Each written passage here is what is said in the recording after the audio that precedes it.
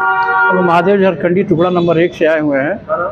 ये हमारी ज़मीन है, वहाँ पे मकान है और अराजी संख्या 306 और 307 में है। अराजी संख्या 307 के जो काश्तकार हैं, 5 लोग उसके काश्तकार हैं, जिनका प्रत्येक का हिस्सा 7.1 हिस्सा डिसमिल है। उसमें से एक काश्तकार जो राजेश जी है, उन्होंने एक राधिका देवी को एक बैनामा कर दिया 680 वर्ग फीट का, जबकि उन्होंने सन 2011 में ही अपने संपूर्ण हक और हिस्से का बैनामा संध्या साई पत्नी विष्णुदेव को ही कर दिया था।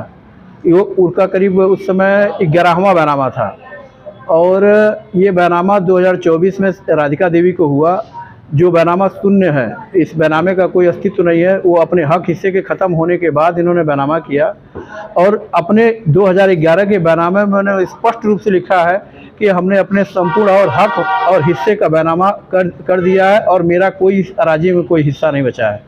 राधिका देवी जब बैनामा हो गया, उस बैनामे के बाद हमारे घर पे आई, दरवाजे पे लात मारने लगी। उसके बाद ये हमारे पास सीसी कैमरे में ये कैमरा लगा हुआ है, जिसमें सारी चीज़ें रिकॉर्ड हुई। हम लोग थाने में गए, थाने में उनको बुलाया गया। पहले वो नहीं आना मांग रही थी, नहीं आई। बाद में उन्होंने आया, बाद में थाने में इनको मना कर दिया गया कि उस ज़मीन पे नहीं जाएंगी, जो भी कार्रवाई करनी होगी न्यायालय से वो कोई अपनी कार्रवाई करेंगे। इसके बाद ये महीना 6 महीने तक मामला शांत रहा।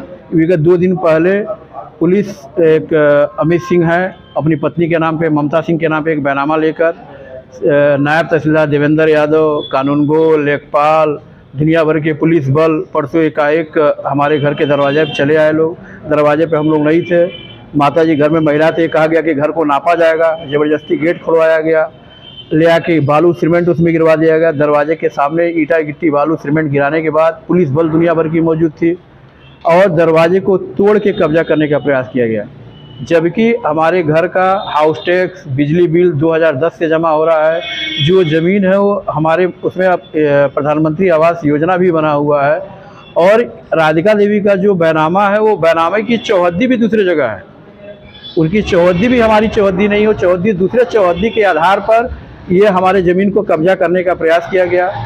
मैंने देवेंद्र यादव से साफ तौर से बात किया कि आप पहले ज़मीन की जांच कर लीजिए। जो व्यक्ति काश्तकार ने राधिका देवी को बेचा, राधिका देवी ने जो ममता सिंह को भेजा, इनका कोई हक और हिस्सा नहीं है। आप आज कब्जा करने के, ज़बरदस्ती कब्जा कराने आए हुए हैं, तो आप इस पोजीशन को पहले कागज़ को जांचिए, कागज़ में क्या हक हिस्सा बनता है, राजेश का हक हिस्सा बचा है कि नहीं बचा है। अगर हक हिस्सा बचा है तो देखिए, उसी ज़मीन में 6 और 7 के बीच में उसमें रास्ता भी बनाया गया हुआ है 20-15 फीट का।